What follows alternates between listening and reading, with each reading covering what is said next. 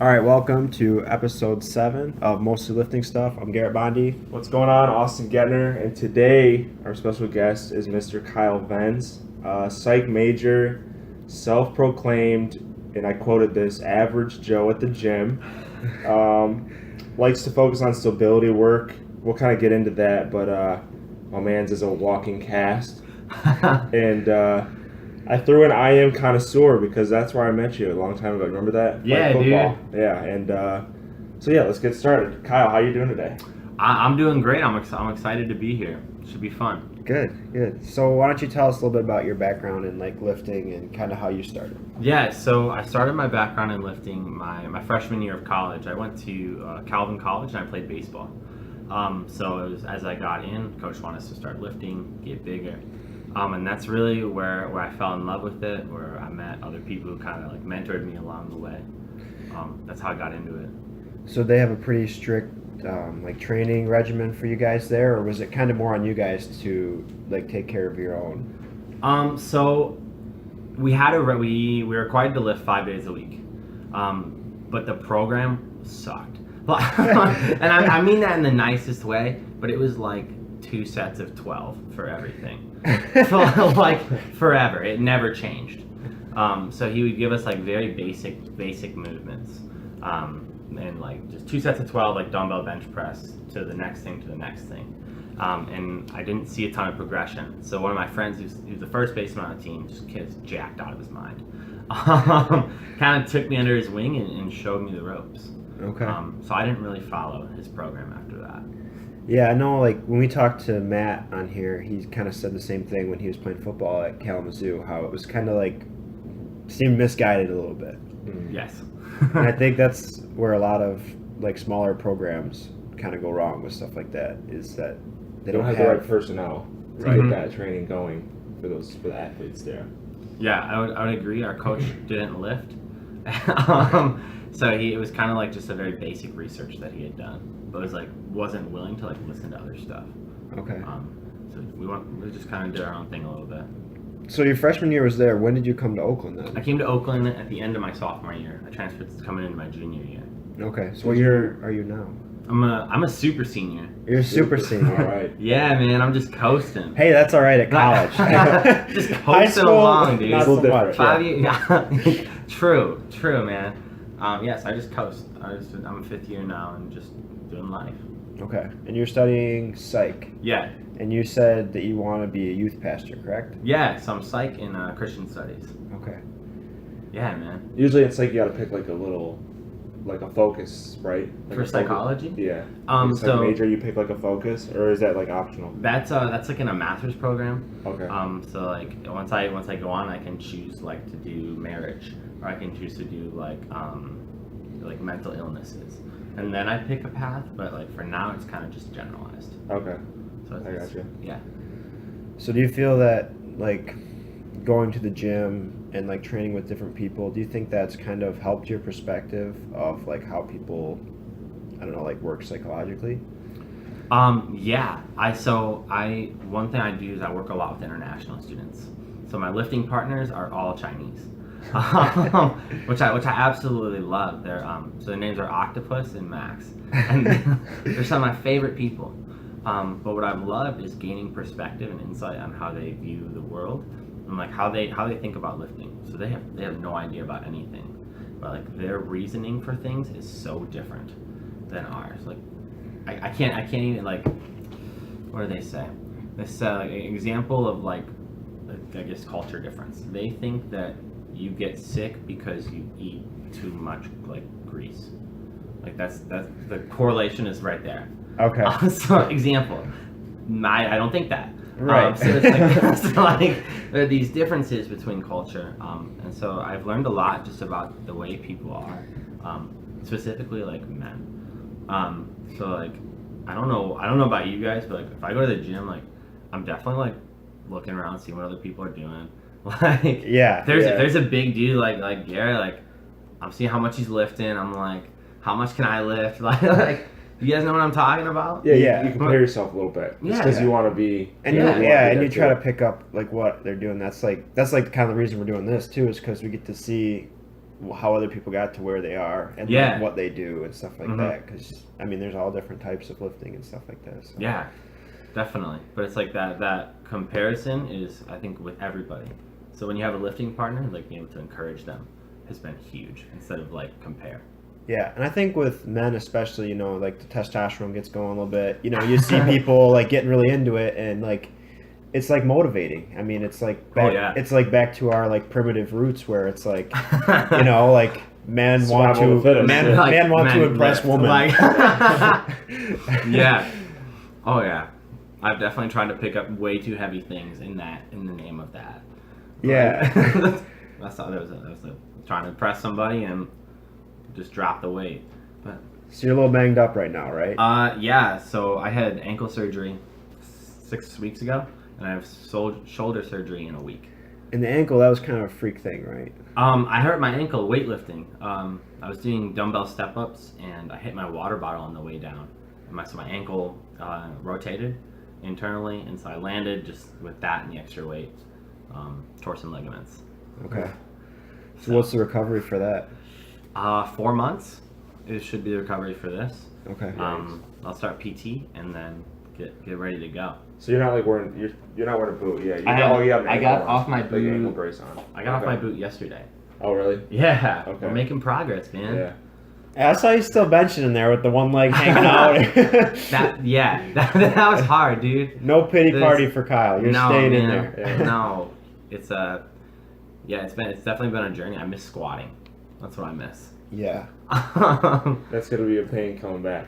For those of you that don't know Kyle, at one point he was doing a program where he squatted 10 sets every single day. Mm-hmm. 10 And sets. 10 sets. There's 10, 10, 5, 5, 3, 3, 3, 1, 1, 1 every day of different like variations. Yikes. which is insane. That sounds awful. Yeah. Like, I know Kirsty's doing a squat, like a Russian squat program right now, she said. And that's like 3 days a week of squatting. And I'm like, 3 or 4. I'm like, Mhm. that's crazy too. Mm-hmm. I was doing 2 for a while and it was like very That demanding. sucked, yeah. Yeah, six was a lot. 6 was a lot. I learned a lot about squatting. Yeah. For sure. I learned the limits of my body. But honestly, I wouldn't recommend it. But if you're trying to go up in weight, it works. I bet your technique was just insane at the end of it. Yeah, it was good. We saw a lot of progress, especially with so I went up like 50 pounds in a month. Wow. And my friend went up 130. One of the Chinese Yeah. students? Okay. So he went from 135 to 270. Wow. Holy smokes. Yeah. That's crazy. Kid's a monster. That's crazy. Yeah. But yeah, so definitely there's a lot of progress from it. 'Cause that was when you broke the 4 plate mark, right? Yes, sir. Very Yeah. nice. We love that. Amazing. That's a big milestone. Yeah. It felt good, dude. It felt really good. Yeah, so just trying to work towards that. But yeah. And then you're going back under the knife soon, right? Yes, sir. The 20th. Get my shoulder done. So your both your shoulders like dislocate themselves, right? Yes. Okay. And what do you think that's from? Or is that just something that So one bad of my luck? left shoulder, I have torn labrums in both shoulders. okay. Which makes a lot of lifting hard. A lot of shoulder exercises, or my shoulder would dislocate, which is no fun. So but it's from baseball. I pitched, Okay. so my shoulder didn't like it. And then I hurt this one dirt biking. I've torn this one 3 times. Dirt biking again, and then swing dancing. I'm sitting here expecting Like- like I was bench pressing or something, and my shoulders tucked, and no. No, dude, swing dancing. How did it happen? Swing dancing. Time out. Swing dancing is Swing dancing it's just a form. It's a form of dance. It's like how do I describe swing dancing? I imagined like the big curtain things and like the ladies. Oh, that'd be so cool. That's what I imagined when you It's like said a that. partner dance, so like flips, twirls. That's Oh, like okay. the Great Gatsby dancing. Kinda, type yeah, a stuff, little bit. right? A little okay, bit. Okay. Yeah, well, you see, my friend back in college at Calvin he's just huge jack dude. He had a date, right? and they were going swing dancing. He had never been before. So I was like, all right, man, like, I'll help you out. I'll show you what's going on. So I was being the girl. So I'm the girl and he's the guy. And we try to do this move where you, like, essentially, it's called around the world. The person, like, essentially spins around your torso all the way around, like you catch them. It's a hard move. We shouldn't have been doing it. But, so he dropped me. I mean, I'm assuming that if you're throwing somebody around, it's supposed to be like a 120-pound girl, and not like a 180-pound guy or whatever. Yes, that was the problem. So he dropped me. I landed on my shoulder and just tore it the rest of the way. Jeez. But his date went well. So hey, so I'll do it again, man. Yeah. Master I'm a bro. wingman. Like, I'll do it. Like, yeah. So, I mean, anybody that trains goes through some sort of injuries or setbacks, you know, like how do you stay positive and all that? Because you seem like you're not even fazed by this. Yeah, so I really believe that, like, my positivity comes from my relationship with the Lord. And like that's where my life is. In terms of, like, in the gym, I want to always be bettering myself though. And I want to be able to, like, one, positivity is huge. Like, if I come to the gym negative, it's gonna be a crap day. Like, I'm not gonna enjoy it. So if I come in and, like, find stuff that I can do, I can still push myself in. Like, I can't push myself on shoulder press anymore. My shoulders don't like that. But, like, I can do other, like, isolation work or higher reps. Still see results. So it's just been changing the perspective. So you kind of mentioned how you like to do, like, stability work. Is that like a kind of a workaround for you? Yeah. So I love stability work. One, because it allows me to do other stuff, and it strengthens my rotator cuff and and my shoulder, which helps me to not dislocate and stuff like that. But it's also been huge in my lifts. So, like, the big 3-leg bench of the squat, the stability work I've done for those has helped tremendously for technique, for like overall maxes. That's been, like, the big piece. Yeah, I think people kind of like miss when they think about, like, these big lifts. They think all bench is a chest lift, you know, squat is your legs, but there's so much going on with your core, and It's you know all the stabilizers. Like, think about squat, like all the stabilizers, like your knees and your core and your back to keep the weight steady, and, like, everything has to come together. Yeah. And I think people kind of miss the ball with that sometimes. I agree. Yeah, like, if you just look at bench, everyone's like, oh, it's just chest. But it's your delts, your anterior delts. It's your forearms. It's a little bit of your bicep, your triceps. It's your quads. Yeah. Like, it's not just one part of your body.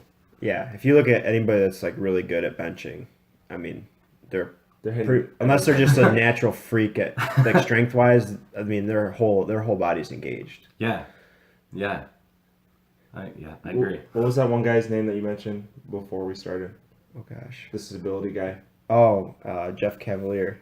Yeah, I think you showed me him before, and he was just like, he had, like, all these little muscles just popping out of everywhere. Yeah. He focuses on, like, that. Yeah, he knows how to train all, you know, everything. Yeah, all the little things that people don't really, like, look at. Yeah. Right. And then the whole point of what he does is, like, training for athletics too. So that's really important when you try to transfer what you're doing in the gym to a baseball field, which is was his specialty before, you know, a basketball court, because doing squats are great, but unless you know how to apply it correctly, like, you're not going to see, you know, you're not just going to see, oh yeah, I gained 100 pounds on my squat, so I'm going to jump higher. Like, you got to, you know, be able to transfer, like, technique and stuff like that too. So. Yeah. It's the functional athletic piece of it. Yeah. I know, like, I thought I'd just get really good at baseball and I could throw really hard because I could squat or, like, do other stuff, but they didn't transfer because it wasn't functional. So, like, learning to implement that has been a huge piece. Yeah, definitely. So you're a pitcher at Calvin? Yes, sir. Lefty or righty? Lefty. Lefty. Yeah. Were you bringing gas, or were you more of a? I mean, I threw, like, 84, which is okay. That's moving pretty good. But I threw, like, sidearm. Oh. So I threw from, like, here and here. So are you more of a relief pitcher then at Yeah. college? Okay. Yeah. They said, "Oh, got a big lefty coming up. It was a Bring in small, it was Kyle." a small lefty. Well, I mean the other team. Oh, They got a okay. big lefty. They got a big lefty in the batter's Okay. box. Yeah. You want the lefty on lefty Yeah, matchup. man. Yeah. It was fun. I enjoyed it. So you're like a shorter Chris Sale, basically. I wish. I wish, man. It didn't work out so well, but that's okay. Did you play your sophomore year? Yeah. You did, and then you transferred here. Mhm. Had enough of it. Yeah. Yeah. By that time, my shoulders were gone. I just Yeah. kind of felt like my heart wasn't there. Okay, Yeah. I gotcha. So where did you go to high school? I went to Oakland Christian, which is like Oh, that's Oh. right. Yeah. walking distance from Oakland. Okay. Yeah. So we stayed close. Yeah, I lived over by there this summer. Oh, for real? Yeah, like half a mile. What apartments? It was in a house actually. So Oh, people I went okay. to high school with. So it was like half a mile from there though. That's sweet. Yeah. They got a nice little school. I watched a basketball game there once. Yeah, their facilities look nice played there too. before they had their new They're good. their new arena or whatever. Okay. Yeah. They're good, man. So now that you're you're in a tough spot for yourself. It kind of seems like you're kind of passing on, trying to help others. Mm-hmm. What's it like working with people that have hardly picked up a weight before? I mean, that's got to be challenging on you a little bit because Yeah. you're more advanced. Patience, I feel like. Patience has been huge. Like if you guys are, if you guys have lifting partners or you're looking to get a lifting partner, like lifting with someone who hasn't picked up weights is difficult sometimes. Yeah. There's a lot of explaining. There's a lot of watching. Like you just can't go to town. Like I just can't run in the gym and start lifting stuff because they don't know what to do. So it's been a lot of patience and finding new ways to do what I've started doing to continue to push myself is I'll superset things. So while they're benching, I'll go do something. I'll go do cables, or I'll do push-ups, or do something else to try and keep pushing myself while not isolating them.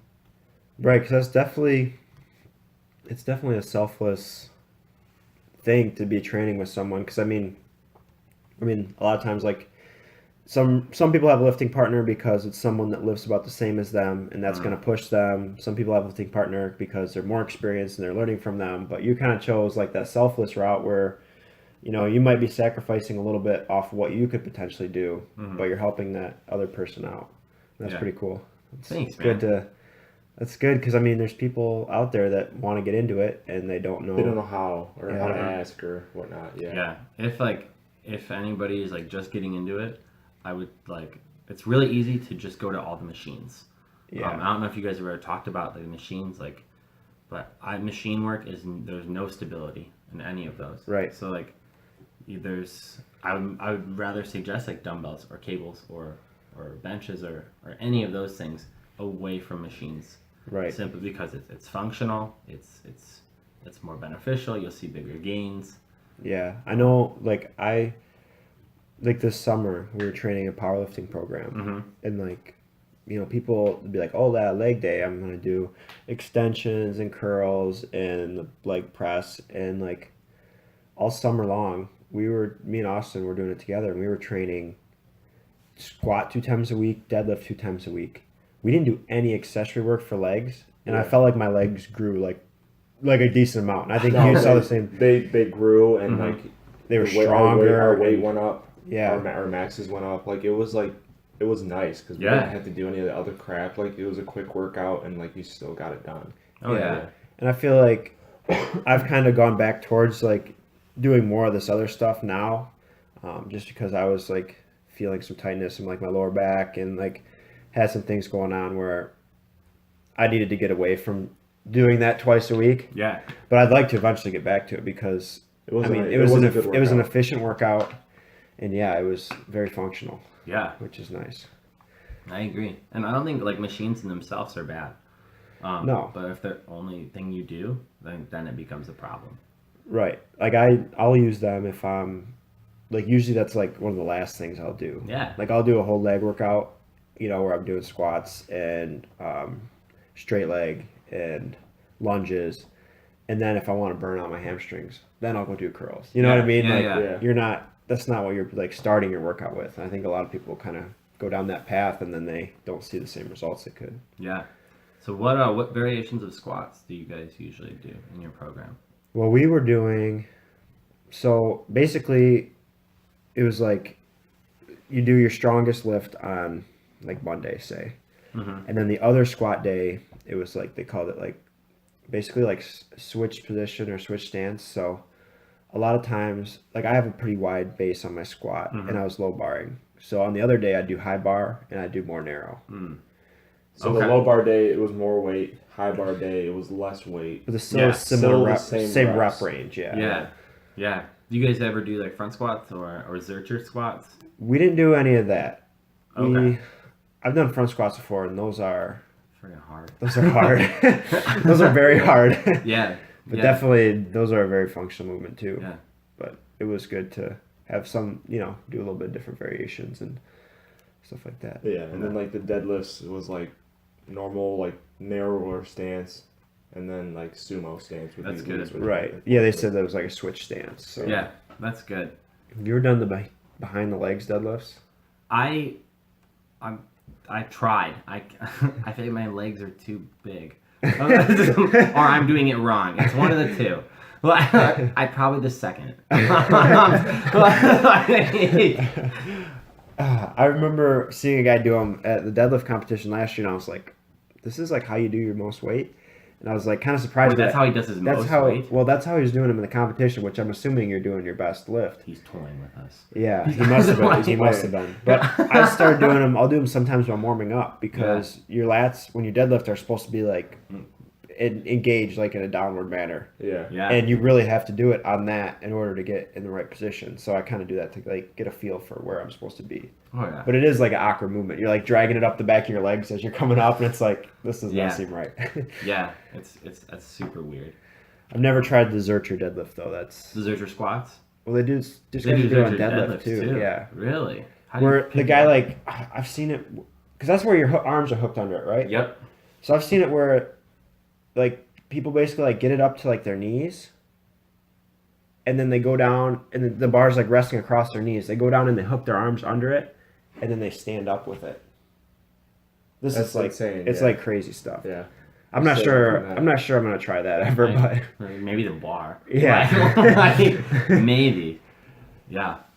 That's- so do you think it's like kind of your personality because like the way you train where you're kind of willing to sacrifice for like the benefit of others, obviously like with your career choice being youth pastor, like being a pastor is, I mean, it's a very rewarding field, but obviously there's like It's more demanding. lucrative fields that someone could go into Yeah, monetarily, but I mean, you kind of see like similarities there where you're willing to sacrifice for the benefit of others, and you feel like that's got like correlation there? Or? I think so. It's just kind of where my heart is and what I love. So like spending time with them and be able to encourage them and hang out with them is I think in my mind, like I know I'll never be a professional powerlifter. I know I'll never like probably get to the 1500 club. Like that's a long ways off. and my body's already hurt. So Yeah. like, I know I won't get to those things. So I'd rather take my time and like slow down, help some other people like see the best in themselves. Yeah. So you were for like the international like students like organization thing. Yeah, right? yeah. Okay. What made you want to go and do that? To be honest, my mentor just told me he needed help with a job. Oh, really? So one of actually the biggest reasons, so like my body's kind of falling apart a little bit. My back seizes up a lot. My knees are messed up, but I started moving furniture for international students. I started furnishing apartments for free. So people would put in orders. I would have to assemble a team, get in the truck, bring it to them. Everything's free. Furniture's free, all of it. But I'm not very good at asking for help sometimes. So I ended up moving a lot of stuff by myself. Sleeper sofas by yourself are hard. Yeah. Like Yikes. king size mattresses are hard by yourself. So like it was one of those things. Like that's how I met everybody, and then that's how I like introduced them to lifting. Okay. And that's how that all started. Okay. Yeah, I definitely feel like going to a totally new place. It's like, where do you start? Mhm. You hope that there's someone like you at that place where it's like, you kind of take them under your wing a little bit, Yeah. get them into some good habits. Like, otherwise, it's just like, You're trying all to figure it right, out on your own. Mhm. On your you have no own. idea about like the Yeah. culture and the way things are, and Hmm.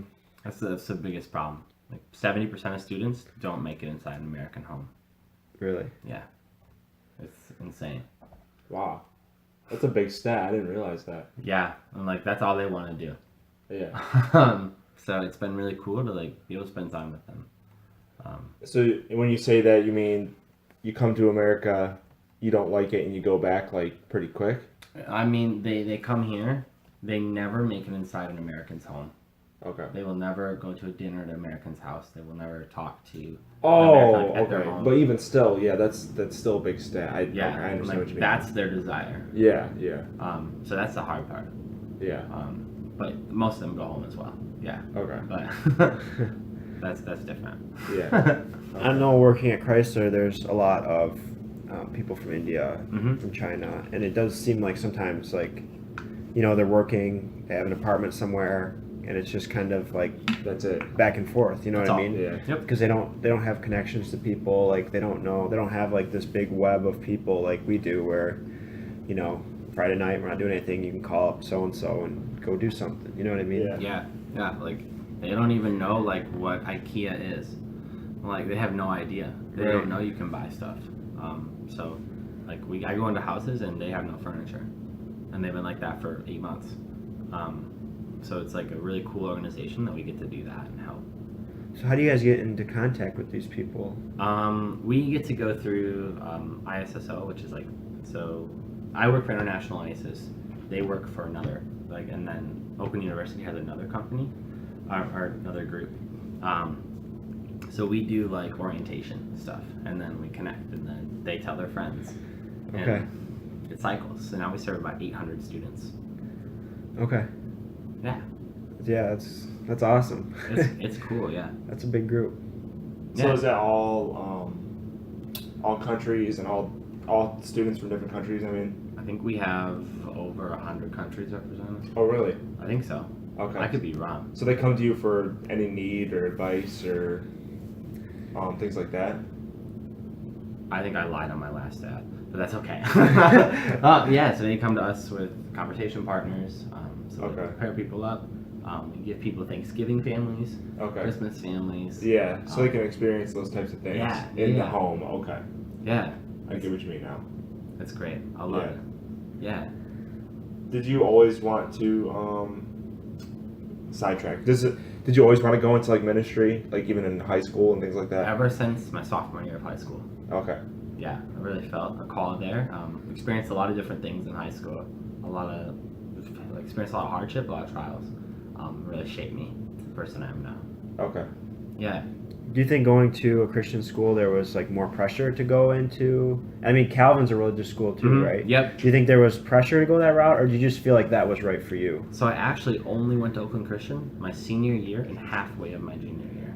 Okay. I transferred over from a secular school to there. Oh, okay. Yeah, it's like I already knew. I just wanted to keep going. Okay. Yeah, it's good. I loved it. Did you like Calvin College because of the fact you could play baseball and it was a religious school? Yeah. Okay. Yes. 100%. That was the draw. Yeah. But things change. Yeah, obviously. I'm here now. Yeah. Yeah. But at least you got to experience it for a little while. Oh, Did yeah. you like having that that type of like background of a school? Yeah. I loved it. I Okay. think it was super good, super helpful. Did you feel like a lot of the kids had the same mindset? No. No. No, that's the hard part. Okay. You can tell people like what to do, what to think, what to believe, but unless they believe it, Yeah. doesn't mean much. Yeah. I'm sure everyone goes places for different reasons, but Oh yeah. yeah, Oh yeah. Yeah, definitely. that makes sense. Yeah, but we got a little sidetracked from lifting. Yeah, that's all right. That is a-okay. Yeah. I mean, with lifting and everything else, you seem like you're pretty confident with your path.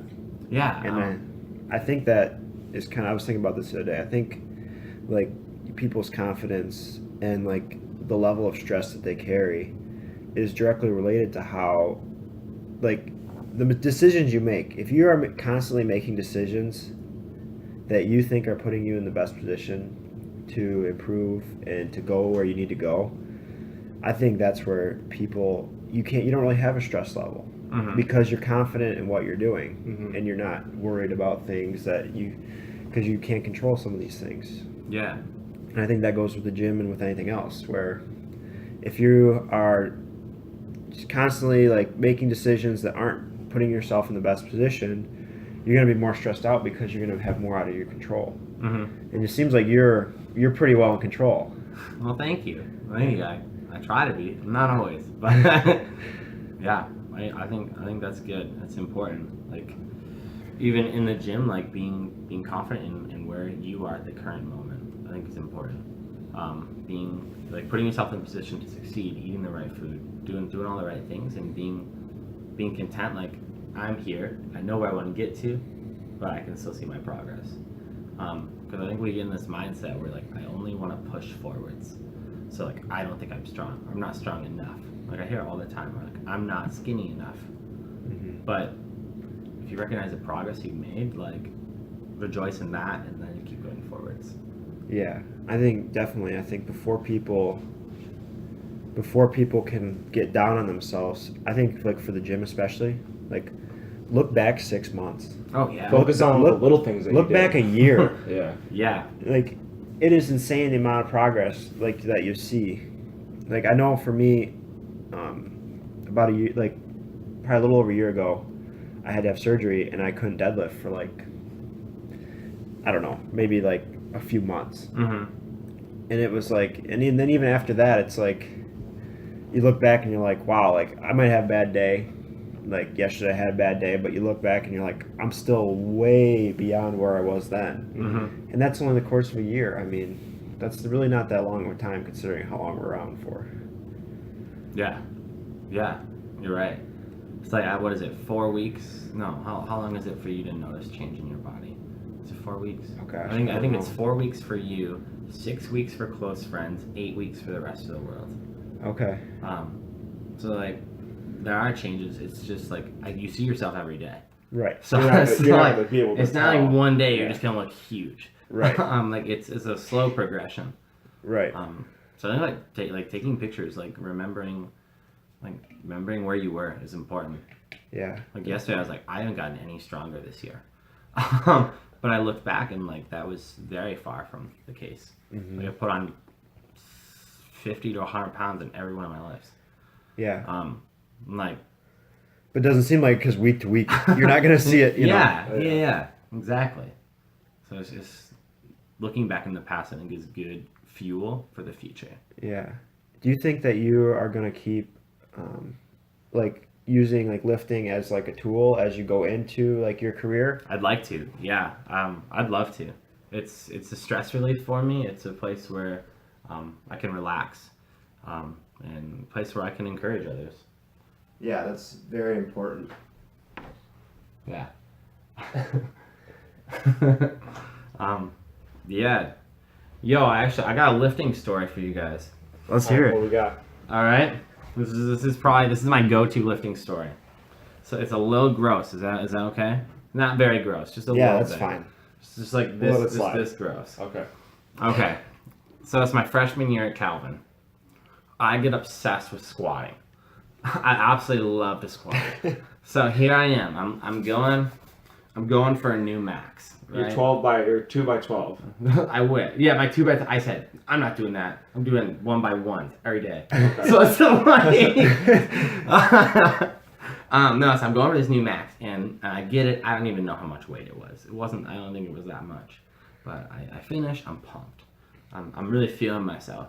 So I'm like continuing to go through this lift, and like, do you guys like, pardon my language? You guys know what swamp ass is?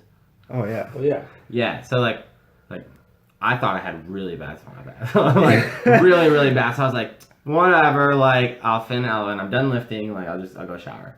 Yeah. So like I continue my lift. 2 hours later, I go to shower, and like I take my pants off, and there's just blood everywhere. Holy shit. So there was just blood everywhere. So I'm bleeding. A lot. Like, What? Now I expected that to go. No, that's not at all. No, so I'm bleeding out of my butt. So like I had pushed so hard on squatting, like trying to get this new max, that like I hurt myself. So I called my mom because I didn't know what to do. I was like, Mom, I'm bleeding out of my butt. Like, what do I do? So I rushed to the hospital. And man, it was just so awkward. And my doctor, it was very strange, man. But turns out I had hemorrhoids. So I had like pushed so hard that I had popped blood vessels. So I was definitely expecting a code brown, not a code red. no, there's like code red there. So there was a code red. It was yeah. So I bled for a little bit and then I was good. But I've never been more terrified lifting. Oh, I can imagine. I'll always joke with like people, like be like, yeah, like I'm just gonna like one day I'm just gonna be trying to deadlift or squat and I'm just gonna like crap my pants and pass out and die and like, but not actually. Like I did. I was terrified. The real life story. Holy smokes. Oh man, it's terrible. The worst part is that like it's happened like many other times. That's the worst part. I gotta stop squatting. Like that's my problem. I just gotta stop squatting heavy. Yeah, that's. If you have learned anything from this, don't do that. Okay. Yeah, I'm definitely. Like, I'm never squatting again. Now. Never. Like. Oh no, but. All right, I gotta hit you with a tough question now. Bring it on, maybe man. tough. I don't know. You probably are already.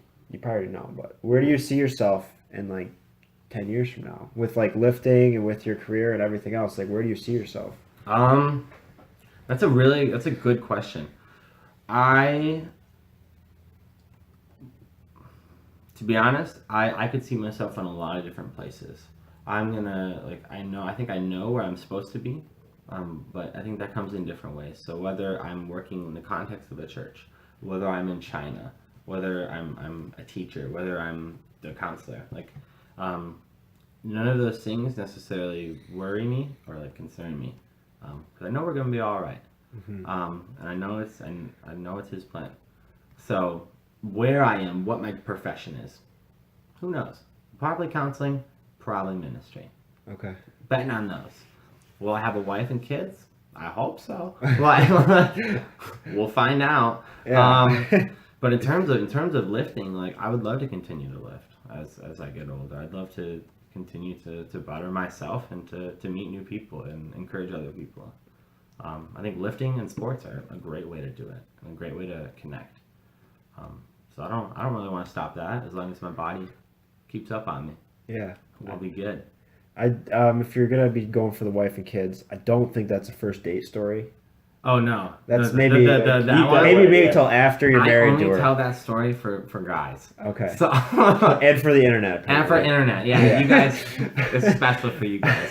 So like, no, that's a later on story. Yeah. That was like at least a month in. Okay. Yeah. That's, maybe a little longer than that. I think it's weird to think about.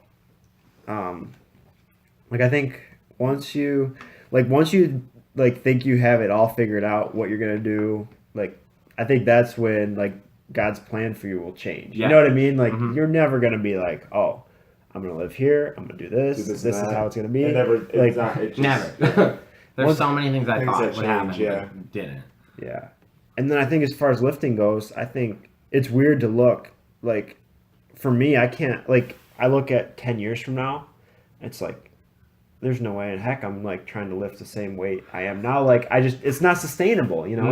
No. So obviously there comes a time when you have to make changes and you have to look at your body as, all right, I'm through the point of trying to, be as strong as I can be. And like, obviously you still want to be strong for what you're doing, but like, well, it's like Evan. You know what I mean? yeah. He's getting old now. He's super old, yeah. Yeah. He's like 26 now. Oh my gosh, ancient. He used to do the bodybuilding, but he just can't anymore. Yeah. It's just too hard. That's like 70 in lifting years. exactly. Or 26.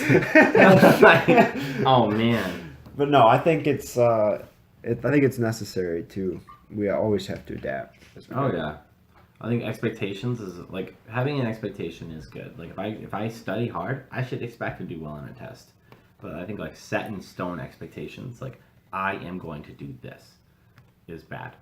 Because expectations either set you up for failure. Like so if I expect to like lift 500 pounds, if I don't lift it, I'm gonna be pissed.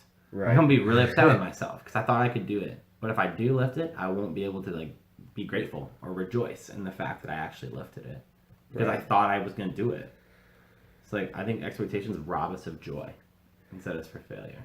It's hard to find a balance though, because I find myself being more capable of doing the big lifts when I'm like thinking about it beforehand, when I'm mentally preparing myself. Oh yeah. Like I guess I don't know. There's probably some difference between like expectations and like mental preparation. Oh, dude, yeah. It's hard Be to find a confident. balance. When you though. get it, you gotta hit it. Like be confident in yourself. Know that you work towards it.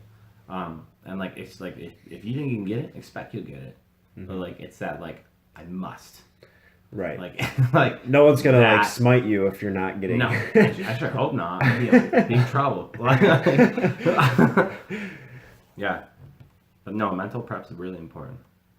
Yeah, and that's I think something that it's good to. That's why it's good to have things planned. Is because you can the night before or maybe 2 days before, you can start to mentally prepare yourself, and you can kind of visualize yourself doing something. And I think that does more than people think for what they're capable of doing. Yeah. So what's your all time bests? Oh, okay. You're a casual power lifter, right? Casual power lifter. Bench 295, squat 415, deadlift 500. Okay, nice. So I just made it to the 1200 club. I just made it. Good deal. So I just squeezed my way in. Yeah, I remember at one point I was like talking to one of my friends, and he was asking me what my goals were, and I was like, yeah, like 3, 4, 5 sounds really nice. 300 bench. Oh yeah. 400 squat. Like that sounds awesome. Yeah. That sounds great.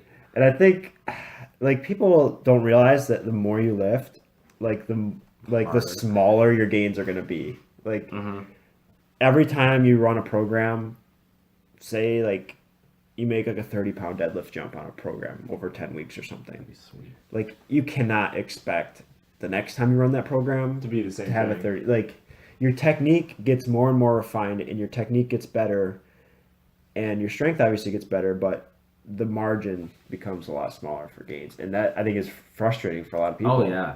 Oh yeah. That first plateau you hit, you're like, what am I doing wrong? Like, yeah. Why aren't I getting stronger? So you're totally right though. It's gotta mix things up. You gotta be prepared. Definitely. Got anything else you'd like to add? Any final thoughts? Final thoughts. No, man. I think I've got everything. I mean, we got the story, which is pretty much the most important thing. You got the story. That's big good. takeaway. That's a big takeaway. Yeah. Make sure you know how much you're squatting. And hopefully I remember everything else. like, And just stay away from that visual. just don't think about it. Just don't think about it. But I guess as an average lifter, as an average power lifter, just be conscious of what you eat. Make sure you're setting yourself up for success. If you're having a leg day, probably get some carbs. Before you go lift, eat a lot. Like if you know it's gonna be a hard day, make sure you eat nice stuff. Like I know there are days like I cram like candy bars like before I lift, and it's horrible. Like those are the worst lifts I have. So just set yourself up. It's random, but it's final thoughts. 60. I mean, it's like 60-40 kitchen and the gym. So True. Definitely. Well, Kyle, we appreciate it. Yeah. Oh yeah. Thanks for having me, guys. Thanks for coming on. Yeah, thanks. It was fun. Definitely the most interesting story we've had yet. Oh yeah, by far. Yes, By far. I did it. I won. You might be on top of the throne for a while. Yeah, I don't think anybody's gonna trump. I don't think anybody is gonna share anything on that level for a while. That's fair. That's fair. All right. Well, thank you for coming out. We appreciate it, and thank you for.